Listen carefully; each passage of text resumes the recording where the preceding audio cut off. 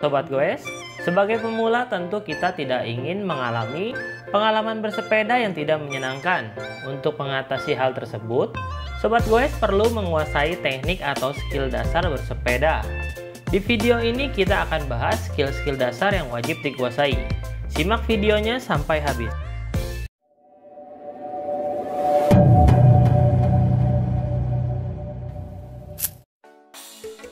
Pertama, shifting.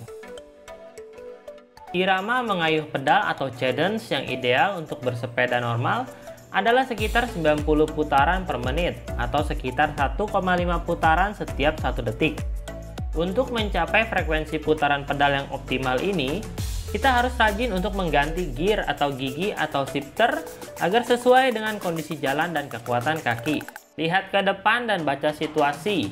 Shifting ke gigi yang lebih besar sebelum mulai mendaki, atau turunkan gear ratio. Kayuh pedal dengan halus saat menggeser persneling atau shifting. Bayangkan seperti mengayuh dalam air untuk mendapatkan kayuhan yang halus. Ini akan membuat proses perubahan gear yang lebih cepat dengan lebih sedikit bunyi saat mengganti gigi. Kedua, clipless pedal. Gunakan tumit bukan jari kaki untuk menarik dan melepaskan pedal ketika menggunakan sepatu sepeda atau clit. Jika kita ingin memasukkan dan mengeluarkan dengan kaki kanan terlebih dahulu, gunakan gerakan keluar dengan tumit untuk melepaskan kaki dari pedal. Ketika bersiap untuk berhenti, dengan melepas klip dan membiarkan sepatu bersandar pada pedal atau menjuntai saat mendekati titik berhenti. Untuk menjepit, mulailah mengayuh ke depan dengan menggunakan kaki kiri untuk menggerakkan engkol. Gunakan dan gerakan tapak kaki untuk menemukan ujung depan pedal kanan, dan dorong tumit untuk mengaitkan klip pada pedal. Kita dapat melatih gerakan ini di rumput sebagai permulaan untuk pendaratan yang lebih lembut daripada di aspal atau di persimpangan lampu merah. Ketiga, menikung atau cornering. Untuk kekuatan kaki yang lebih efektif, ketika di dalam tikungan, ganti gigi ke gigi yang kita butuhkan saat keluar dari tikungan nanti. Rem sebelum belok, bukan selama atau keluar dari tikungan.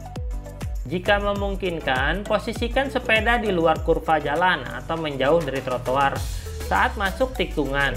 Pindah ke bagian dalam kurva jalan atau mendekat ke trotoar di dalam tikungan atau yang biasa disebut dengan apex, dan pindah lagi ke luar kurva jalan setelah keluar dari tikungan.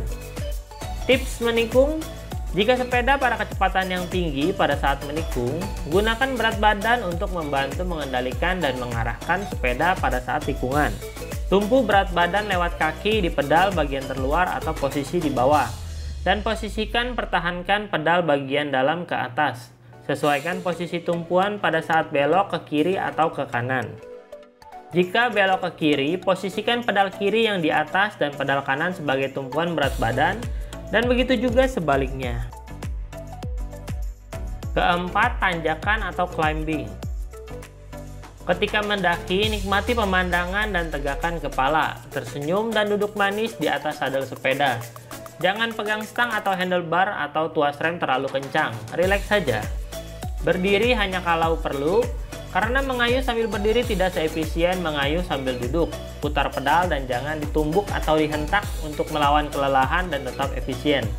Jika perlu berdiri, tetap cadence atau irama kayuh pedal pada sepeda, jangan sampai kehilangan momentum putaran pedal. Kelima, turunan atau descending. Santai dan atur badan agar terbeban pada sadel atau dudukan sepeda. Pada jalan turunan yang sangat tajam, posisikan badan lebih ke belakang lagi. Berdiri sambil menjauh ke belakang dari sadel sepeda jika diperlukan.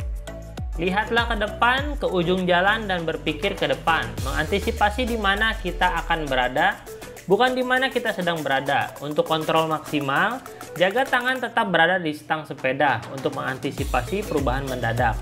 Sepeda lebih mudah untuk terbalik jika ada halangan atau sesuatu yang ditabrak oleh sepeda. Keenam, pengereman. Pada rem yang baik, berikan tekanan yang pelan pada tuas rem. Gunakan satu jari atau 2 jari saja. Pada perjalanan biasa, bukan pada saat harus mengerem darurat. Kontrol kecepatan dengan rem belakang sambil membantu mengarahkan sepeda dengan rem depan. Keseimbangan pengereman akan terasa seperti bagian belakang 85% dan bagian depan 15%.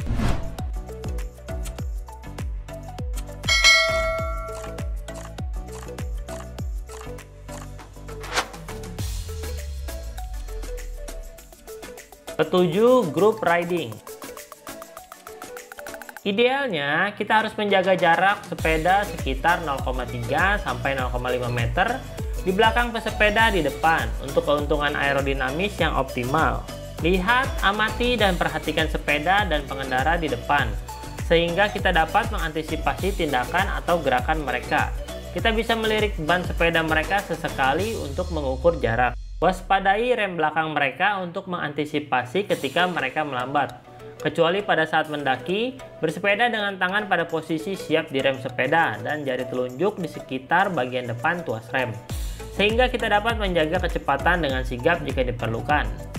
Yang paling penting, berkomunikasilah dengan orang lain di perjalanan. Pesepeda selalu bersemangat untuk membantu.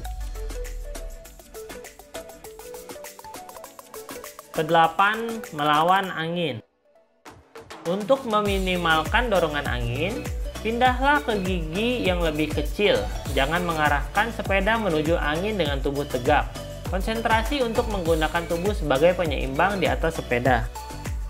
Saat bersamaan dalam kelompok, formasi eselon atau bentuk setengah V seperti formasi sekelompok burung terbang sangat efisien dalam membagi beban melawan angin. Pastikan untuk berkomunikasi dengan orang lain untuk memahami apa yang mereka rencanakan dan bagaimana kelompok bergerak. 9. Lepas tangan. Bersepeda tanpa tangan atau lepas tangan memungkinkan kita lebih fleksibel untuk minum atau makan di atas sepeda, atau sekedar merapikan baju. Sebagai permulaan, kita dapat melatih keahlian ini dengan menggunakan satu tangan saja pada stang secara bergantian, sambil menjaga dengan satu atau dua ujung jari pada stang. Jika ada, ganti speed ke gigi yang lebih kecil untuk mendapatkan putaran kayuhan yang lebih sedikit, atau bahkan coba sambil meluncur terlebih dahulu. Ini adalah keterampilan yang membutuhkan waktu dan keseimbangan otak. Terakhir, makan dan minum. Saat bersepeda lebih dari 1 jam, kita perlu untuk meminum lebih banyak lagi cairan. Berlatihlah mengambil botol dengan tangan kiri, meninggalkan tangan kanan di tuas rem kanan untuk membantu menjaga kecepatan dengan rem belakang. Jika bersepeda dalam kelompok, terus mengayuh sehingga tidak ketinggalan dengan sepeda di depan atau ditabrak dari belakang. Untuk makanan seperti coklat, permen, dan sejenisnya bisa disimpan di dalam kantong jersey sepeda saja. Itulah skill-skill dasar yang wajib Sobat Goes kuasai. Bagaimana menurut Sobat Goes? Tulis pendapat kamu di kolom komentar. Klik like video ini jika Sobat Goes suka dan subscribe agar tidak ketinggalan video-video berikutnya. Terima kasih dan sampai jumpa di video-video selanjutnya. Like dan share jika kalian suka dengan video ini.